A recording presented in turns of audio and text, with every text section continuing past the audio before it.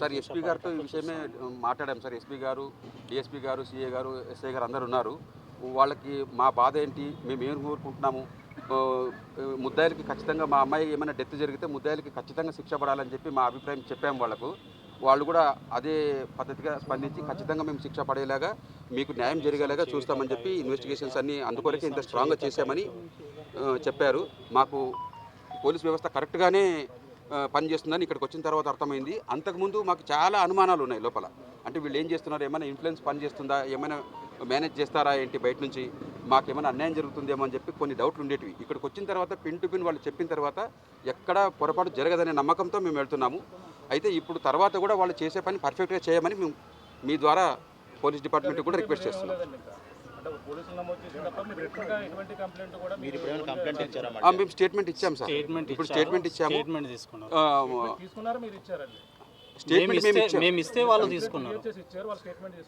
అవును సార్.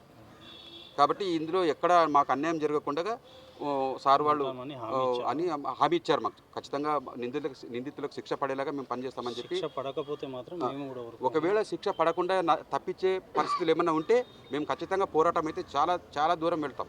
పోరాటం అయితే ఖచ్చితంగా వదిలే ప్రసక్తే లేదు. కానీ మాకు డిపార్ట్మెంట్ వాళ్ళ మీద నమ్మకం వచ్చింది. ఇప్పుడు వాళ్ళు ఖచ్చితంగా ఎలా చేస్తున్నారో మాకు అర్థమైంది. అది అలాగే ముందుకు కొనసాగి ఆ న్యాయం జరిగేలాగా మేము జరుగుతుందని నమ్మి సాటిస్ఫై అయినాం. మాల యాజమాన్యంతో మేము మాట్లాడితేనండి వాళ్ళు అన్నారు, అంటే ఇప్పుడు అప్పటికే మా సిబ్బందిపై దాడి చేశారు. వాళ్ళు పోలీసులకి ప్రకాశ్ నగర్ పోలీసులు ఫిర్యాదు చేసాము. వాళ్ళు వచ్చే లోపలనే వీళ్ళు పారిపోయే ప్రయత్నంలో ఇది జరిగిందని కూడా చెప్పుకొస్తున్నారు. వాళ్ళు అలాగా ప్రవర్తించకుండా ముందే వాళ్ళు పట్టుకుంటే బాగుండనేది కదా చెప్పుకొస్తున్నారు. యాజమాన్యం నిర్లక్ష్యంగా పడుతుంది. అంటే అక్కడ వాళ్ళు గొడవ పడిన తర్వాత పట్టుకోవాలని చెప్పి వాళ్ళ దగ్గర టాకింగ్ పీస్ చెప్తారు కదా, ఇట్లా తాగి ఉన్నారు వాళ్ళు జాగ్రత్త అని చెప్పి. ఆ విషయంలో వాళ్ళని ఆపడం కొరకు గేట్ ఆపడానికి ప్రయత్నం చేశారు. అక్కడ ఈయన దొరకకుండా తప్పించుకోవాలనే ఉద్దేశం కూడా ఉండిండొచ్చు ఏది చంపిన వాళ్ళకి. కానీ నేననేది ఏంటంటే వాళ్లకు మైండ్లో తెలియకుండా చేసింది కాదు, చనిపోతారనేది క్లియర్గా వాళ్ళకి అర్థమవుతుంది. అయినా కూడా తలపైన ఎక్కించిపోయినారు అంటే వాళ్ళు కావాల్సి చేసినారని నేను నమ్ముతున్నాను సార్. ప్రభుత్వం అయితే ఏ సహకారం లేదు సార్. మేము ఇంతకుముందు హైదరాబాద్లో న్యూస్ ఛానల్ కూడా చెప్పాము, మాకు ఎలాంటి సహకారం లేదు. అఫీషియల్గా వాళ్ళు ఎలాంటి మెసేజ్ ఇవ్వలేదు. హాస్పిటల్ ఖర్చులు కానీ హాస్పిటల్ విషయం కానీ మేమున్నాము నీకు అని చెప్పి. ఇక్కడ లోకల్ ఎమ్మెల్యే గారు ఫోన్ చేశారు ఒకసారి, సార్ మేమున్నాము, ప్రభుత్వం మీ వెంట ఉంటుంది, మీరేం బాధపడకండి, మీరు ఇలా బాధపడుతున్నారు, నాకు చాలా బాధ అనిపిస్తుంది, మీకు ప్రభుత్వం మీతో పాటు ఉంటుంది, మీకు సహాయం చేస్తుందని చెప్పారే కానీ ఇంతవరకు ఎలాంటి సహాయం లేదు. ఎవరి నుంచి ఒక మెసేజ్ లేదు, ఎవరి నుంచి ఒక ఫోను లేదు. అంటే ప్రభుత్వం తరపున ఆయన ఒక్కరే ఒకసారి ఒక కాల్ చేశారు అంతే. ఎమ్మెల్యే గారు నిన్న చేశారు సార్, నిన్నే చేశారు సార్. దర్యాప్తు మీద మీకు ఏమైనా అనుమానాలు ఉండి రాజకీయ నాయకులు ప్రభావం చూపించారు? అదే అనుమానంతో మేము ఈరోజు క్లియర్ చేసుకుందామని వచ్చాం సార్. కొన్ని అలాంటి అనుమానాలు ఉండి ఇక్కడ ఏమైనా ఇన్ఫ్లుయెన్స్ పనిచేస్తుందా ఏంటి పొలిటికల్గా. ఎందుకంటే తప్పు చేసిన వాడు తప్పించుకోవాలనే ప్రయత్నం ఖచ్చితంగా చేస్తాడు, అది మానవ సహజం. అలాంటిది తప్పు జరగకూడదని దానికి చేయాల్సిన ప్రయత్నాలు డిపార్ట్మెంట్తో మేము చెప్పుకోవాలని చెప్పి వచ్చాము. వాళ్ళు ఎక్స్ప్లెయిన్ చేసిన తర్వాత వాళ్ళు తప్పించుకునే పరిస్థితి అయితే కనపడతలేదు. తర్వాత కూడా వాళ్ళు అలాగే చేయండి అని మేము రిక్వెస్ట్ చేశాం సార్. మాకు నమ్మకం ఉంది సార్, చట్టం మీద మాకు నమ్మకం ఉంది. కాబట్టి ఇక్కడ ఇంకా వేరే విషయాలు అయితే ఏమి ఇంకా డౌట్లు లేవు. ఇప్పటికైతే ఫర్దర్గా ఏమైనా తప్పులు జరిగితే మాత్రం మీ అందరి ద్వారా కూడా మేము పోరాటం చేస్తాము. అప్పుడు అందరూ కూడా మాకు సహకరించాలని మాత్రం నేను మేమే పెట్టుకుంటున్నాం సార్. ప్రభుత్వం ఎవరు కూడా ఒక రూపాయి ఇచ్చింది లేదు. కనీసం మేమున్నామని ఒక్కసారి ఒక ఫోన్ కాల్ వచ్చింది. అది మరి ఎవరు చేశారో కూడా మాకు, నేనే ఎమ్మెల్యేని ఇంకెవరైనా ఏదైనా అడగడానికి చేశారో తెలియదు.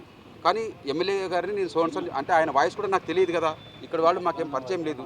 ఎమ్మెల్యేని నేను మాట్లాడుతున్నాను చెప్పారే కానీ వచ్చిందే లేదు. హాస్పిటల్కి రావచ్చు కదా సార్. ఈ ఇంతమంది మీడియా ముందు నేను అడుగుతున్నాను సార్ ఈ ప్రభుత్వాన్ని. చంద్రబాబు నాయుడు గారు, మీకు ఆడపిల్లలు లేరా, మీకు కూతుర్లు లేరా, చెల్లెండ్లు అక్కలు మీకు లేరా, మీకు అసలు ఆడపిల్లల ప్రాణము పోతుందంటే ఏం సార్? ఒక్కసారి నా హాస్పిటల్గా మీరు అక్కడే వారం వస్తారుగా హైదరాబాద్కి, ఒక పూట వచ్చి పలకరించలేరా, పరామర్శించలేరా? పవన్ కళ్యాణ్ గారు మీరు ఉప ముఖ్యమంత్రిగా ఉండి మీకు ఎంతో మంచి పేరుంది. ఇలాంటి బాధల్ని వింటే మీరు తట్టుకోలేరు. మీరు కూడా ఒక ఫోన్ లేదు, ఒక విజిట్ లేదు. ఏం సార్ ఇది? మీరు స్పందించాలి కదా సార్. ఇంత న్యూస్ స్టేట్ మొత్తం ఇంత మారు మోగిపోతుంది, ఇంత దారుణం జరిగింది, అమ్మాయిని ఇంత అన్యాయంగా చంపారని చెప్పి విన్న తర్వాత కూడా మీరు ఒక ఫోన్ చేయలేదు. ప్రభుత్వం నుంచి ఏ స్పందన లేదు. ఎడ్యుకేషన్ మినిస్టర్ గారు లోకేష్ గారు మీరు కూడా ఎన్నో విషయాల్లో మీరు సహాయకంగా ఉంటారు, ప్రజల కష్టాలను అర్థం చేసుకుంటారు. మరి మా పట్ల ఈ మెడికల్ విద్యార్థిని తన అందమైన జీవితం కళ్ళ ముందు ఇక మేము చూడబోతున్నప్పుడు మా అందమైన కళల సౌధం మా తల్లిదండ్రుల కళ్ళెదుటే కూలిపోతే మా కడుపు కోత ఎంత ఉందో మీకు అర్థం కాలేదా సార్? మీరు స్పందించండి సార్, మీరు రాండి సార్, మా బాధను అర్థం చేసుకోండి సార్. ఇలా హిట్ ఇచ్చి చంపేసి తిరిగొచ్చా సార్ సమాజంలో? బాగుందా సార్? మీకు మీ చట్టాలు కరెక్ట్గా పనిచేస్తున్నాయండి? ఇలా చేయొచ్చా అందరూ? మహిళా హోమ్ మినిస్టర్ గారు, అమ్మ మీరు కూడా ఆడపిల్లే, మాకు అమ్మ లాంటి వారు, మీకు చెల్లెళ్ళు లేరా, కూతుళ్ళు లేరా? ఆడపిల్లలంటే మీకు దయ లేదా? అమ్మాయి ఏంటి ఒక డాక్టరు, వీళ్ళ పట్లనే ఇంత మీడియా ద్వారా ఇంత న్యూస్ వస్తుంటే కూడా మీరు చూడలేదా? మీ మనసు కదలలేదా? ఏంటండి ఇది? 30 ఏళ్ళ వయసు వచ్చే వరకు ఎంత ఖర్చులు, మా ఎఫర్ట్ అంతా, మా కష్టమంతా దారబోసి అమ్మాయికి చక్కగా చదువుకునే అమ్మాయి కాబట్టి సక్సెస్ అవుతారని చెప్పి మేము వాళ్ళకి అన్ని రకాలుగా చదివించుకొని ఫైనల్గా ఫలాలు ఇచ్చే సమయం దగ్గరకు వచ్చే టైంలో మా ఆశలన్నీ అడియాసలు చేసి ఇట్లా జరిగిన తర్వాత మాకు ఎంత కడుపుకోతా ఉంటుంది. ఏడ్చి నా కంట్లో నీళ్లు ఆవిరైపోయినాయి, నా కడుపులో కసి అంటే ఎంత బాధ ఉందో నేను తట్టుకోలేను. ఇంకా మీడియా ముందు ఏడవటం వల్ల ఉపయోగం లేదని నాకు అర్థమైంది. ఏడ్చి నా కళ్ళలో నీళ్ళు కూడా ఆవిరైపోయినాయి. నా బాధ ఏం చెప్తున్నానంటే, మా కుటుంబానికి తీరని లోటు ఇది. మా పెద్ద కుటుంబమే మాది. మా కుటుంబంలో మొట్టమొదటి డాక్టర్ ఈమె. గొప్ప పేరు వస్తుంది. మా కుటుంబం తరపున ఒకరు డాక్టర్ తయారవుతారు. దీన్ని ఇన్స్పిరేషన్గా తీసుకొని ఇంట్లో రకరకాలుగా పిల్లల్ని డాక్టర్లు చేయటమో, ఇంజనీర్లు చేయటమో, చక్కగా చదివించుకోవటము, ఒకరు సక్సెస్ అవుతే ఆ ఇన్స్పిరేషన్గా తీసుకుంటారు కదా సార్. అలా జరుగుతుంది, గొప్ప పేరు తెస్తుంది మాకని చెప్పి మేము అనుకున్నాం. మా అంత కుటుంబానికి ఆమె బాసటగా ఉండి మమ్మల్ని అందరినీ, ఇప్పుడు నాకు 3 కూతుర్లే, అబ్బాయిలు లేరు, పెళ్లి చేసి పంపిస్తే వాళ్ళ ఇంటికి వాళ్ళు వెళ్ళిపోతారు, మమ్మల్ని చూసుకునేది ఎవరు అనే కోణంలో మాట్లాడినప్పుడు అమ్మాయి నేనున్నాను మొత్తం కుటుంబానికి, నేను చూసుకుంటానని చెప్పి ఎంత చక్కగా చెప్పేది. అలాంటి ఆశల సౌధం ఈరోజు కుప్పగూలి మా కళ్ళెదుటిగే కసిగా వాళ్ళు యాక్సిడెంట్ చేసి చంపేస్తే మా బాధ ఎట్లుంటుందో మీరు మీరందరూ తల్లిదండ్రులు, మీకు కూడా పిల్లలు ఉంటారు, ఎట్లుంటుందో మీరు చెప్పండి సార్. నేను వరుసలో నుంచి ఆ బాధని నేను చెప్పలేను సార్. కాబట్టి మా కుటుంబానికి తీరని లోటు జరిగింది. ప్రభుత్వం ఇప్పటికైనా స్పందించి సార్ మానవత్వం చూపించండి, మానవత్వం చూపించి మీరు స్పందించండి సార్, భరోసా కల్పించండి చట్టాల మీద. ఇప్పుడు చట్టాల మీద భరోసా రావాలంటే ఖచ్చితంగా ఇలాంటి వాళ్ళు కంట్రోల్ కావాలంటే కొంచెం కఠినమైన చట్టాలు సమాజంలో ఒక భయాన్ని కలిగేటట్టు చేయండి సార్. మాలాంటి వాళ్ళని మేము ఎన్ని కష్టాలు పడుతున్నాం సార్, ఆమెకి ఎంత ఖర్చులు పెట్టి మేము ఎంత బాధలు పడుతున్నామో, మళ్ళీ ఇప్పుడు లక్షల ఖర్చులు భరించాలి. మాకు ఎంత తీరని బాధ కలుగుతుంది సార్. ప్రభుత్వం నుంచి ఎలాంటి సహకారం, కనీసం వైద్యానికన్నా ఏమైనా స్పందిస్తున్నారా? ఒక మెసేజ్ పెట్టారా? పోనీ మా ప్రభుత్వం తరపున వైద్యం చేయండి, ఈమె ఒక డాక్టరు మెరుగైన సేవలు అందించడని ఒక మెసేజ్ పెట్టారా? ఒకరైనా మాకు ఒక ఫోన్ చేశారా? హాస్పిటల్కి వచ్చారా? ఏంటి సార్, ప్రభుత్వం పనిచేస్తుందా లేదో నాకు అర్థం కావాలి కదా సార్. మా బాధలు మీకు తెలియాలి కదా సార్.